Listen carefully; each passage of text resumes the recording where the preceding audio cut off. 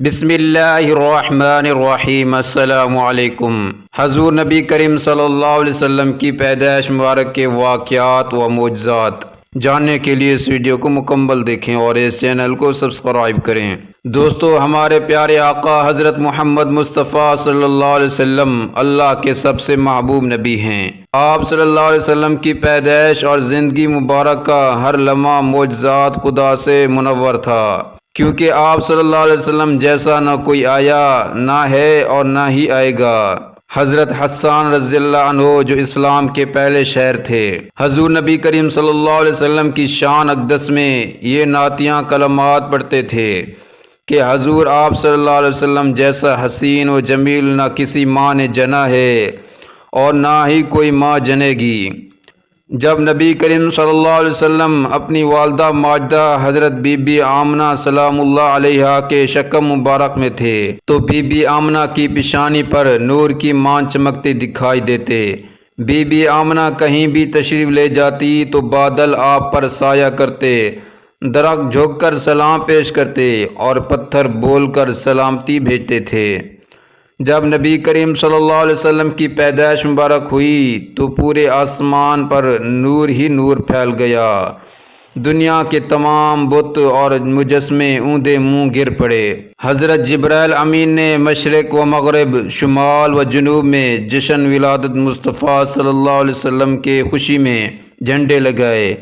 فرشتے آپ صلی اللہ علیہ وسلم کے استقبال کے لیے آسمانوں سے قطاروں کی شکل میں نازل ہوئے اور ہر اندھیرا اجالا میں تبدیل ہو گیا۔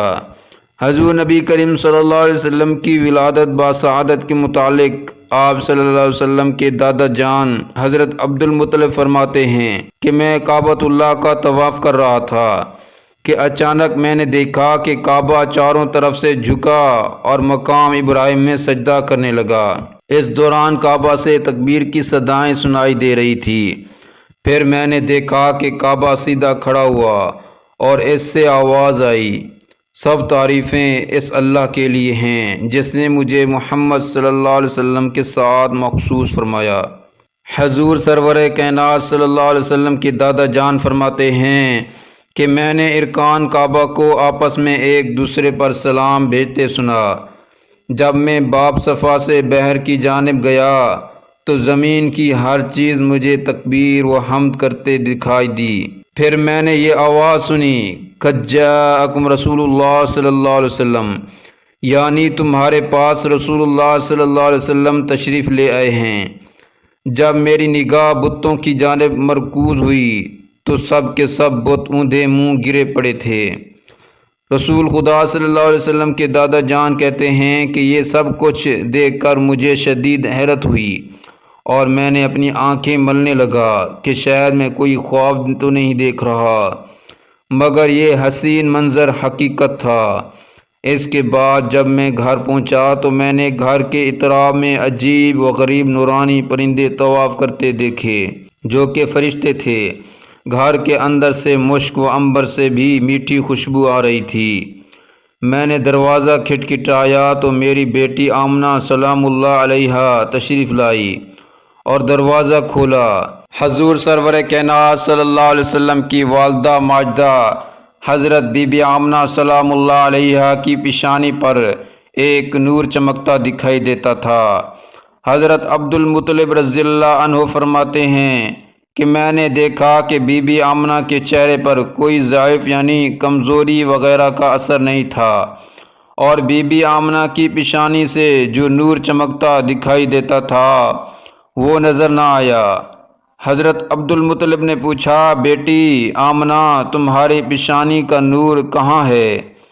تو بی بی آمنہ سلام اللہ علیہا فرمانے لگی کہ اے میرے بابا، اب سے کچھ دیر پہلے ہی میں نے ایک بچے کو جنم دیا ہے۔ وہ نور میرا بیٹا ہی تھا، جب اب دنیا میں تشریف لا چکا ہے، اس لیے پیشانی پر وہ نور دکھائی نہیں دے رہا۔ حضور سرور کائنات صلی اللہ علیہ وسلم کی پیدائش ایک معجزہ تھی۔